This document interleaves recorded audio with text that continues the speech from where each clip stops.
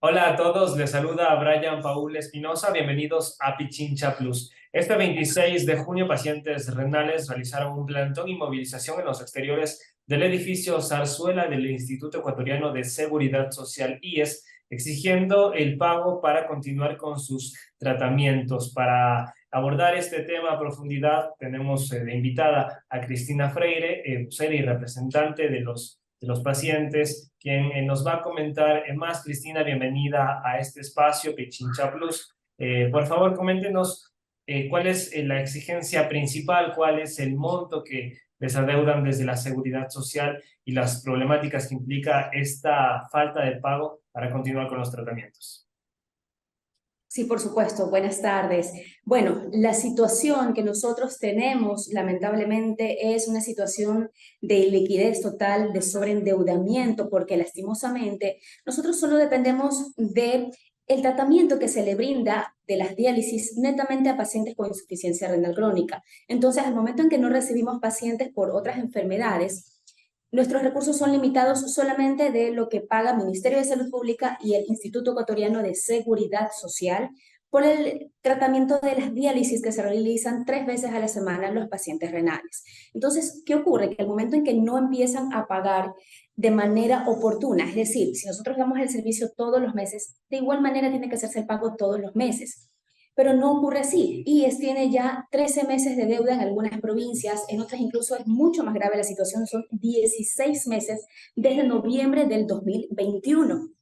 Ayer que nos dijo Francisco Mora, quien es el encargado de la parte financiera del IES, que lamentablemente los cuellos de botella, en donde la situación se hace complicada, es en las coordinaciones zonales.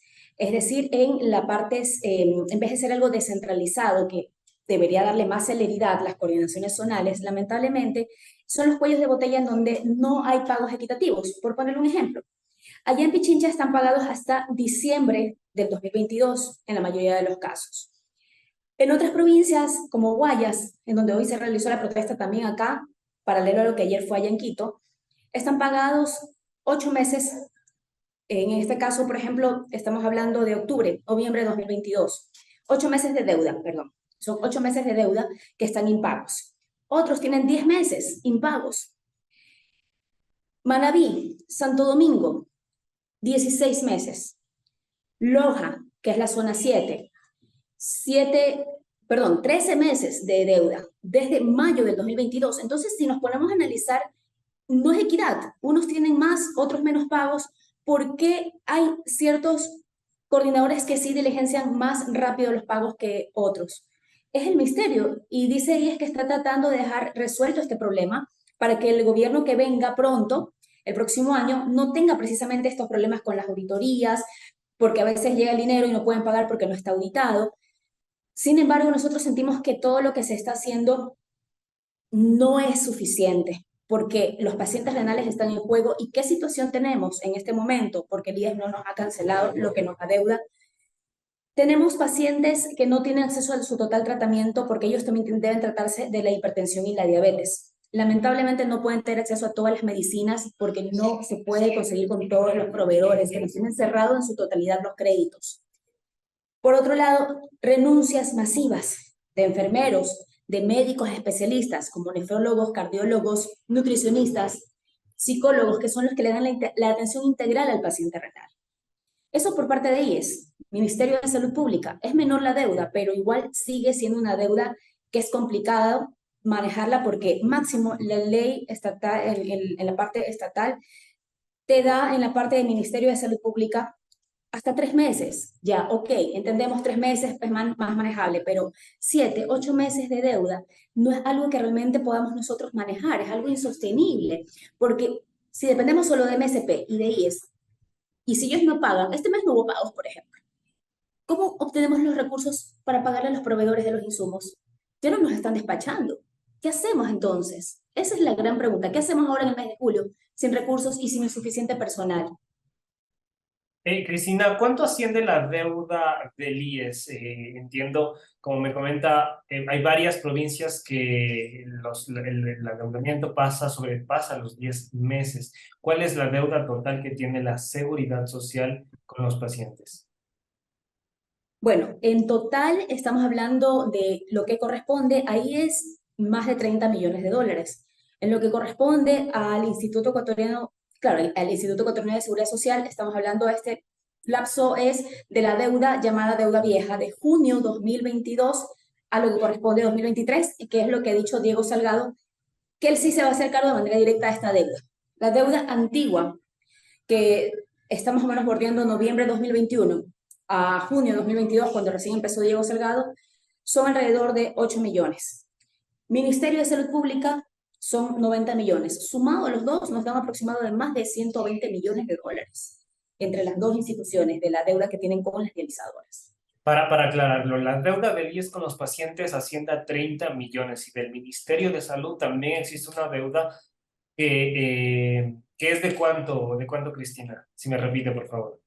Sí, de Ministerio de Salud Pública la deuda es mayor. De Ministerio de Salud Pública estamos hablando de una deuda de más de 90 millones de dólares porque la mayoría de pacientes con esta enfermedad catastrófica son derivados de los hospitales públicos, es decir, Ministerio de Salud Pública. Estamos hablando de 16.000 pacientes versus los 5.000 pacientes que son más o menos el promedio de afiliados y pensionistas que padecen insuficiencia renal crónica.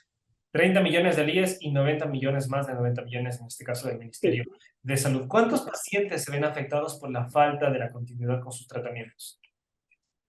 Estamos hablando 16.000 pacientes renales, un promedio de 16.000 a 16.500 del Ministerio de Salud Pública y afiliados y pensionistas que tienen esta enfermedad de lo que es la insuficiencia renal crónica. Estamos hablando de un universo de unos 5.000 a 6.000 pacientes.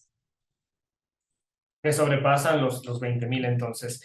¿Qué pasa con estos pacientes ya en lo físico, en la salud?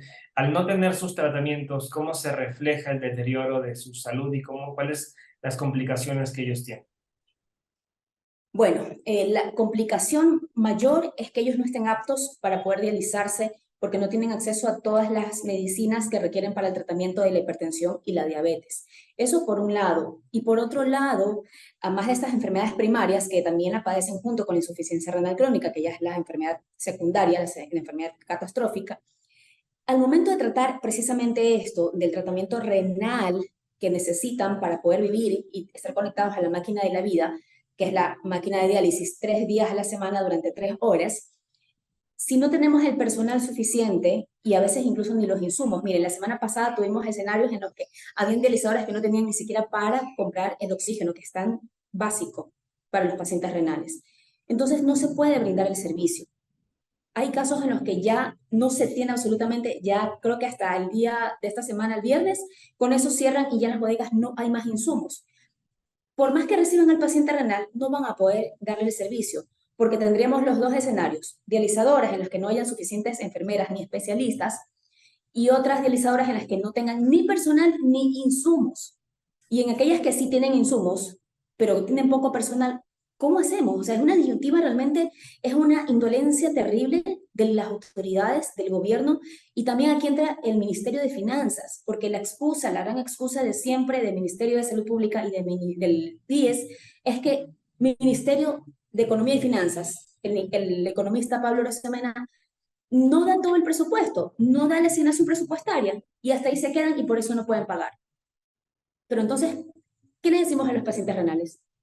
Ministerio de Finanzas es el gran culpable y entonces no podemos dar el servicio. No podemos decirles eso, porque no está en juego su vida. Ellos pueden fallecer, no enseguida, al día siguiente que no reciben su diálisis. Fallecen en corto tiempo. Si ellos podrían tener hasta 15, 20 años teniendo calidad de vida por la insuficiencia renal crónica, vivirán menos tiempo, 6 meses, 4 meses, y fallecerán sin diálisis. Eso le quería consultar. Con la falta de tratamiento, con la suspensión de las diálisis, por todo lo que nos ha comentado, ¿existe el riesgo de muerte de los pacientes?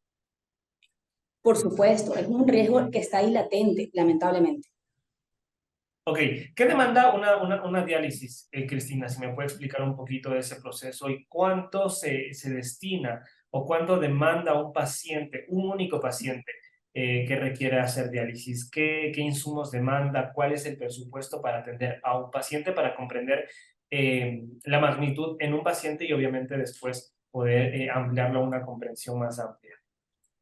Bueno, para explicarlo un poquito, la diálisis viene a suplir la función de que ya no tienen los riñones, que ya no pueden lamentablemente filtrar los desechos y todas las toxinas a través de depurar la sangre y a través de la orina, que se eliminan estas toxinas, estas sustancias. Entonces, entra esta máquina a la que tienen que estar conectados los pacientes renales durante 3 días a la semana, 3 horas, con sueros, catéteres, fístulas, con la eritropoyetina que hay que inyectarles. Y esto bombea nuevamente la sangre, es como bombearle nuevamente y para que precisamente la sangre pueda irrigarse dentro de los órganos y no vaya a estar afectando, porque el momento en que ellos no reciben su diálisis se empiezan a hinchar, se descompensan y hay casos en los que incluso no pueden ni siquiera entrar a diálisis ya cuando les toca, porque como no se han cuidado en la hipertensión, en el tema de la diabetes, no están aptos, están muy débiles y podrían fallecer incluso en plena diálisis. ¿Cuánto demanda económicamente la atención o la diálisis a un solo paciente?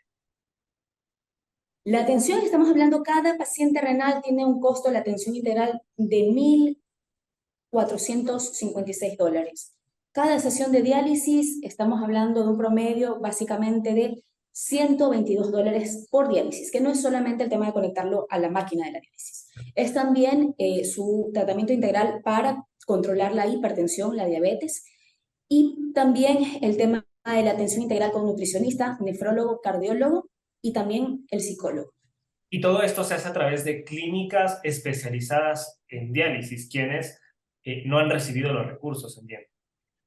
Exactamente, es lo que nosotros ahora estamos solicitando, que la Constitución dice que tiene que el Estado garantizar una atención prioritaria y el acceso a esta atención a través de los recursos estatales. Y eso no está cumpliendo ni el Ministerio de Salud Pública ni el IES.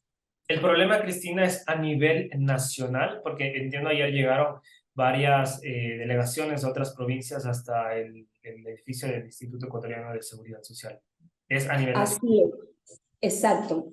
Tuvimos este escenario, se unieron varias dializadoras de diferentes ciudades, de Guayas, de Los Ríos, de Manabí, de Santo Domingo, de Los Achilas, de Loja, de Cuenca, precisamente para pronunciarse sobre el problema que están teniendo a nivel nacional, no solamente ni local ni un lugar muy puntual, sino a nivel de varias ciudades y que están diciendo, aquí estamos presentes porque 4 meses, licenciado, estamos por el diálogo y no salimos a las calles. Pero ese diálogo no ha dado resultado, hemos recurrido a todo tipo de autoridades locales, nacionales, y ha quedado muchas veces en ofrecimientos y un pago a cuentagotas. Y con pagos así, de esa manera, a cuentagotas, no podemos lamentablemente poder garantizar ese tratamiento que necesita el paciente.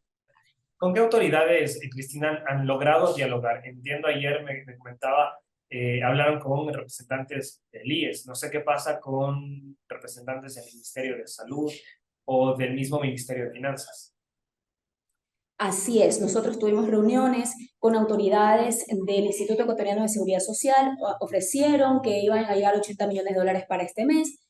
Estamos esperando que realmente eso se cumpla, que eso se dé, ¿Ya han tenido porque diálogo? nos ofrecieron también el mes pasado que en junio iba a haber y en junio no ha habido pagos. ¿Han hablado tal vez con alguien de finanzas, con alguien del Ministerio de Salud?